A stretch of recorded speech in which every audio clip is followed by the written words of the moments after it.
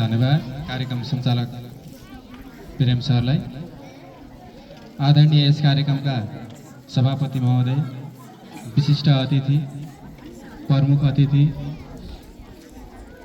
मञ्चमा आसीन अन्य अतिथिगणहरू, यहाँ उपस्थित हुनुभएका सम्पूर्ण अभिभावकज्यूहरू, सहकर्मी शिक्षक साथीहरू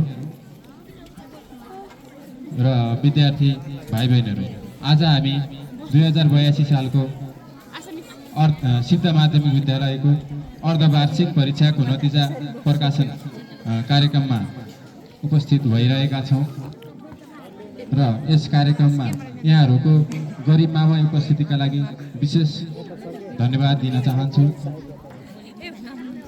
हामीहरू विद्यालयको शैक्षिक स्तर वृद्धि गर्नका लागि निरन्तर लागिरहेका छौँ।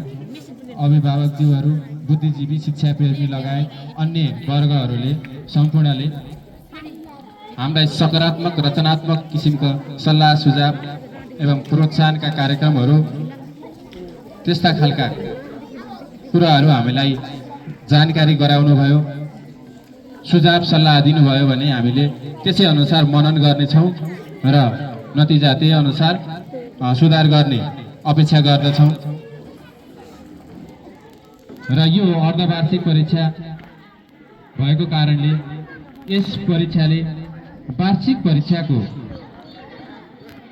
विद्यार्थीको शैक्षिक स्थिति कस्तो छ भन्ने कुरालाई दिशानिर्देश गर्ने भएको कारणले यतिखेरको परीक्षामा उत्तीर्ण हुने सबै विद्यार्थी भाइ बहिनीहरूलाई बधाई छ।